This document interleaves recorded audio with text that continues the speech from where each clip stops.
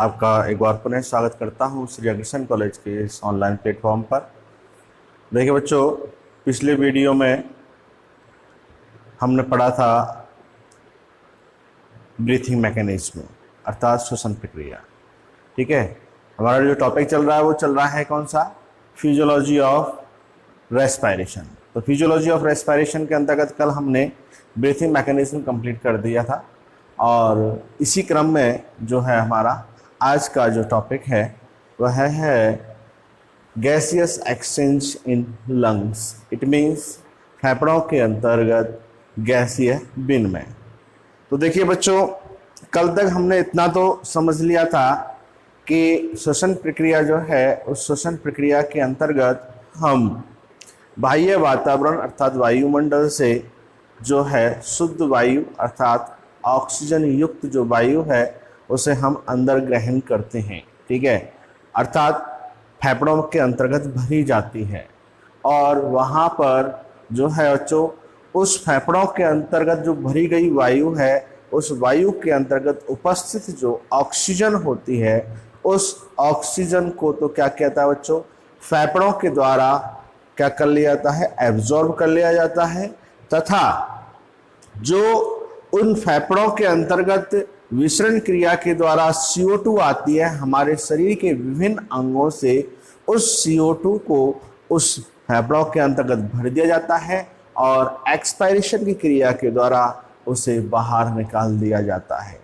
तो अब यहाँ पर आपको यही समझना है कि ब्रीथिंग मैकेनिज्म के द्वारा जो हमने वायु फेफड़ों के अंतर्गत भरी है उस वायु का हमारे शरीर के विभिन्न अर्थात वायु से मतलब हम क्या है और लेंगे यहाँ पर ऑक्सीजन।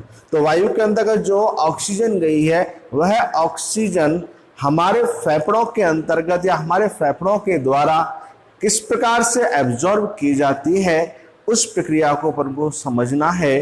किसके द्वारा, गैसियस एक्सचेंज के द्वारा। ठीक है, कहाँ पर, लंग्स के अंतर्गत। तो देखिए बच्चों, इसके लिए मैंने यहाँ पर आपके लिए कुछ डायग्राम्स बनाए हैं, उन डायग्राम्स के माध्यम से हम यहाँ पर उसको समझेंगे।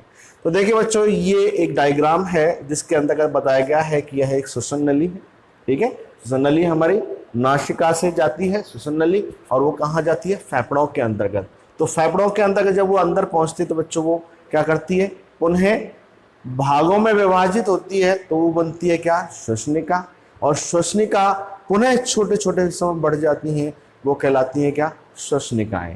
तो ये श्वसनिकाएं जो होती हैं फिर ये अंततः एक बहुत ही एक छोटे गुब्बारे के समान संरचना के रूप में परिवर्तित होती हैं, जिन्हें हम कहते हैं बच्चों क्या, एल्वेओली अर्थात वायु कूपिकाएं। क्या कहते हैं बच्चों, तो यहां पर जो आप ये अंगूर के गुच्छे के समान जो संरचनाएं देख रहे हैं ये इसकी फेफड़ों की क्या है, मुख्य संरचनात्मक एवं क्रियात्मक इकाई होती है। फेफड़ों की इसको क्या कहा जाता है बच्चों, संरचनात्मक एवं क्रियात्मक माना जाता है। किनको, वायु कूपिकाओं को। और इनका जो स्तर होता है, इसकी जो मोटाई होती है वह प्लाज्मा स्तर की होती है बच्चों। अंगूर के गुच्छे के समान होती हैं, अंदर से खोखली होती हैं अर्थात रिक्त स्थान होता है, वायु इनके अंतर्गत भरी जाती है और इनकी जो बाह्य भित्ति होती है वो क्या होती है, प्लाज्मा स्तर की होती है, जिसके कारण ही इनके द्वारा गैसों का क्या किया जाता है, विनिमय किया जाता है। तो समझ में आई क्या बात, हम क्या इमेजिन करेंगे दिमाग में कि ये जो हमारी वायु कूपिकाएं हैं ये वायु कूपिकाएं कैसी दिखती हैं, अंगूर के गुच्छे के समान दिखाई देती हैं। अर्थात अपन ये कह सकते हैं कि अंगूर के गुच्छे के अंतर्गत एक जो अंगूर है वह क्या है, एक वायु कूपिका है। आई बात समझ में, ठीक है। और एक जो वायु कूपिका है उस वायु कूपिका की जो बाह्य स्तर होता है, यूं कह सकते हैं एक छोटा बैलून मान लें। जो अंगूर है आकार किसका, अंगूर के समान हो गया, लेकिन अब हमको उसको एक्चुअल कंडीशन में देखना है तो किस प्रकार से कि जो अंगूर के आकार का अगर हमारे पास में क्या हो, एक बैलून हो, गुब्बारा हो छोटा सा, तो गुब्बारे के अंदर आप क्या देखते हैं कि अंदर क्या भरी जाती है, वायु भरी रहती है और बाहर एक पतला सा क्या होता है, स्तर होता है।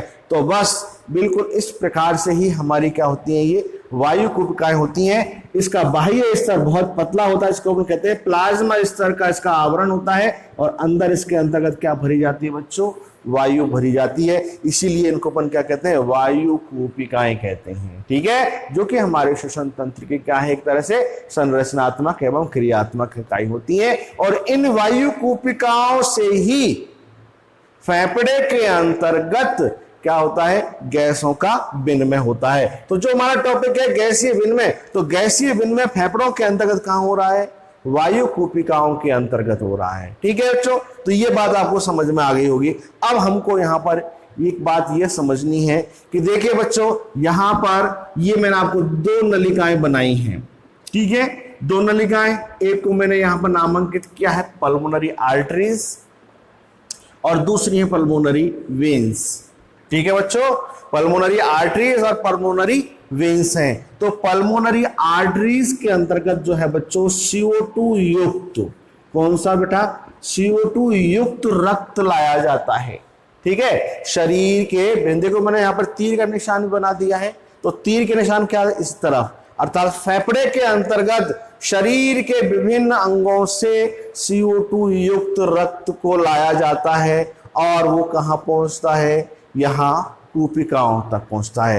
तो देखिए बच्चों, क्या होता है कि ये जो कूपिकाएं हैं, इन कूपिकाओं के चारों ओर ये जो हमारी पल्मोनरी आर्टरीज है, ये केशिकाओं में अर्थात बहुत छोटे स्तर में क्या हो जाती है, शाखित हो जाती हैं, और कुछ इस प्रकार से इसके चारों ओर एक क्या बना लेती हैं, ये जाल बना लेती हैं बच्चों। क्या बना लेती हैं, जैसे कि आप लोगों ने देखा होगा कि हम ग्रामीण क्षेत्रों के अंतर्गत बॉल बनाई जाती है, और कपड़े की बॉल बनाई जाती है, और कपड़े की बॉल के चारों ओर सूतली से उसको बांध दिया जाता है, घेर दिया जाता है, जिससे कि वो फटे नहीं। तो कुछ इसी प्रकार से बच्चों यहाँ पर जो है, ये जो आपकी एल्वियोली होती है, इट मींस जो ये वायु कूपिका होती है, इस वायु कूपिका के चारों ओर जो ये केशिकाएं हैं, वो उसको चारों ओर से घेर लेती हैं, इसकी चारों ओर क्या बना लेती हैं, जाल बना लेती हैं। अब देखिए बच्चों, यहां इन दोनों का जो स्तर है, क्या, इन दोनों का, किसका, इस वायु कूपिका का और किसका, हमारी इन केशिकाओं का, दोनों का जो स्तर है, स्तर से मतलब इनकी जो मोटाई है वो क्या होती है, बहुत थिन होती है, बहुत पतली होती है, या यूं कह सकते हैं कि प्लाज्मा स्तर की इनकी मोटाई होती है बच्चों। ठीक है, क्या होती है, प्लाज्मा स्तर की मोटाई होती है। और इसका लाभ क्या मिलता है हमको, कि जो हमारी गैसेस हैं, इट मींस CO2 और जो O2 है, वो उनका क्या हो जाता है, आसानी से आदान प्रदान होता है, गैसियस एक्सचेंज आसानी से होता है। ठीक है, तो वो कब हो पाता है, जब ये प्लाज्मा स्तर की क्या होती है, मोटाई की होती है, जिससे कि इनका गैसीय विनिमय आसानी से होता है। ठीक है, तो ये बात आपको यहां समझ में आ गई होगी। अब देखिए बच्चों, हमको समझना है क्या, कि आखिर इस वायु कूपिका के अंतर्गत या इस वायु कूपिका के द्वारा जिसको चारों ओर से हमारी जो ये पल्मोनरी आर्टरीज हैं वो घेरे हुए हैं, वो उनके अंतर्गत किस प्रकार से गैसेस का विनिमय होता है। तो देखिए, इन मैंने वायु कूपिकाओं में से यहां पर एक वायु कूपिका को बनाया बच्चों, माना कि ये जो है आपकी क्या है, एक वायु कूपिका है। ठीक है, और इस एक वायु कूपिका के चारों ओर ये केशिकाओं का जाल, जो कि नीले रंग में मैंने यहां पर व्यक्त किया है, वो यहां पर घेरे हुए हैं। ठीक है, अब देखिए, जब बच्चों वायु कूपिका के अंतर्गत वायु क्या है, अंदर आती है, वायु कूपिका के अंतर्गत क्या है, वायु क्या होती है बच्चों, अंदर आती है। तो यहां पर जो है वायु के अंतर्गत जो है ऑक्सीजन और कार्बन डाइऑक्साइड का क्या होता है बच्चों, आंशिक दाब होता है। ठीक है, तो उस आंशिक दाब को यहां पर व्यक्त कर रहे हैं किससे, P से। इट मींस बाहर वातावरण के अंतर्गत तो काफी अधिक होता है, लेकिन जब वायु कूपिका के अंतर्गत जो हमारी वायु आई है, उस वायु के अंतर्गत O2 का आंशिक दाब, जिसको कि व्यक्त कर रहे हैं हम किससे, PO2 से, वो तो होता है कितना, 104 के आसपास। आपकी बुक जो रेफर करती है उसके अंतर्गत 101 दे रखा है, और जो आपके 11th-12th की जो बुक्स हैं उनके अंतर्गत भी इसको 104 करीब व्यक्त कर रखा है। तो थोड़ा सा अप एंड डाउन हो सकता है कुछ कुछ के अंतर्गत, लेकिन मैंने यहां पर बोल दिया आपको कि 104 के आसपास, इट मींस 104 mmHg एवब जो है इसका क्या पाया जाता है, आंशिक दाब किसका, O2 का। इट मींस PO2 कितना है यहाँ पर, एवब 104 mmHg। और यहां पर बच्चों इसके अंतर्गत CO2 का मान, अर्थात जो बाहर से वायु ली है उसके अंतर्गत भी CO2 होती है कि नहीं होती है, होती है। तो उसका आंशिक दाब कितना होता है, 40 mmHg होता है। समझ में आ गई बात, ठीक है।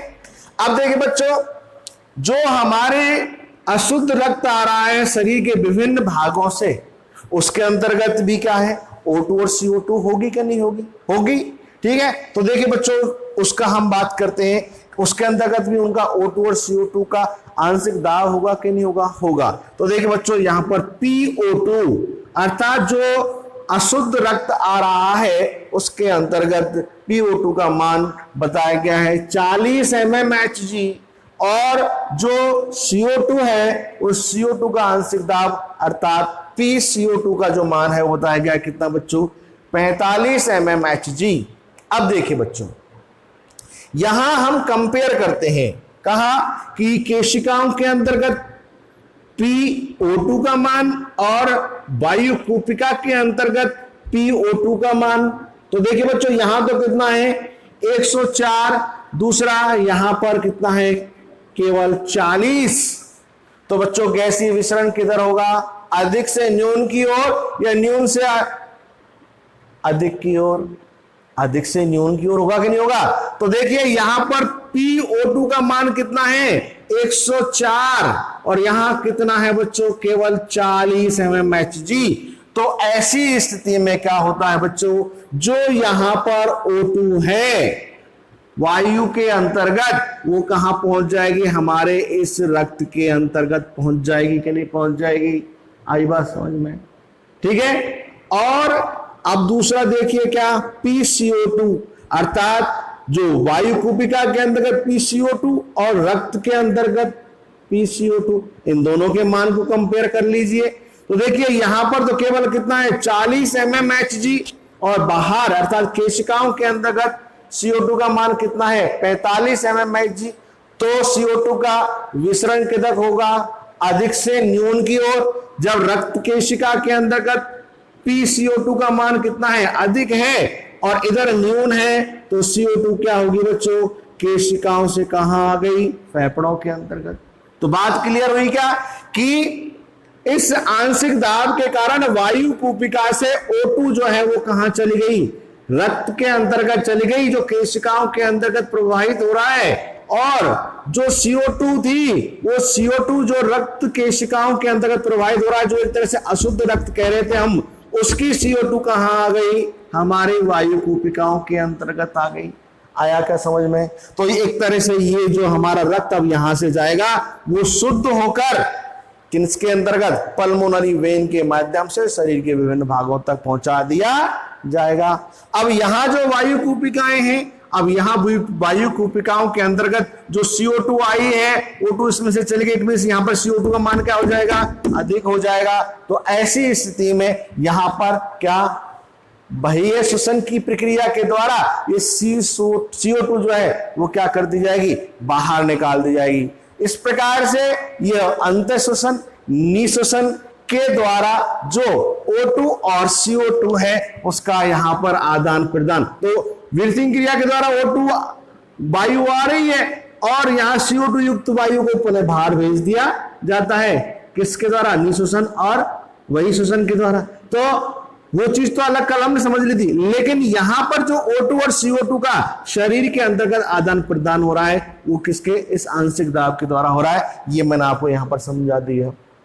दूसरी बात एक बहुत बता दूं आपको मैं यहां पर कि बच्चों जो ये हमारी एल्वियोली होती है, वायु कूपिका होती है, इस वायु कूपिका की बच्चों क्या है कि जो आंतरिक सतह होती है, ये जो उसकी आंतरिक सतह होती है वह सतह कैसी होती है बच्चों, श्लेष्मीय होती है। कैसी होती है, श्लेष्मीय होती है बच्चों। और श्लेष्मीय होने के कारण ही जो हमारे इस वायु कूपिका के अंतर्गत भरी जो वायु है, इट मीन्स O2 CO2 जो है वे घुलित अवस्था के अंतर्गत, अर्थात जो श्लेष्मीय स्तर है इसके साथ ये क्या हो जाती है, घुलित अवस्था में परिवर्तित होकर गैसीय विनिमय यहां पर होता रहता है। इट मीन्स ये भी एक प्रकार की इन वायु कूपिकाओं की क्या है, एक तरह से विशेषता है कि अंदर से ये क्या होती है, श्लेष्मीय होती हैं, और श्लेष्मीय होने के कारण ही यहां पर गैसीय विनिमय की क्रिया जो है वो क्या हो पाती है, आसानी से हो पाती है। आया क्या समझ में? तो देखिए बच्चों, O2 हमने कहां डाल दी, अब इन रक्त के अंतर्गत डाल दी। तो अब हमारा जो अगला टॉपिक होगा वो क्या होगा, यही होगा कि देखिए इस रक्त के माध्यम से अब रक्त क्या कर रहा है, O2 को ले जा रहा है कि नहीं ले जा रहा है, O2 युक्त रक्त शरीर के विभिन्न भागों में जाया जाएगा और फिर CO2 को लाया जाएगा। तो क्या है अगला हमारा टॉपिक, अगला टॉपिक है हमारा क्या, कि रक्त के द्वारा O2 का परिवहन। ठीक है, जो कि हम आपको नेक्स्ट टॉपिक में नेक्स्ट लेक्चर के अंतर्गत डिस्कस करेंगे। तब तक के लिए good bye and thank you.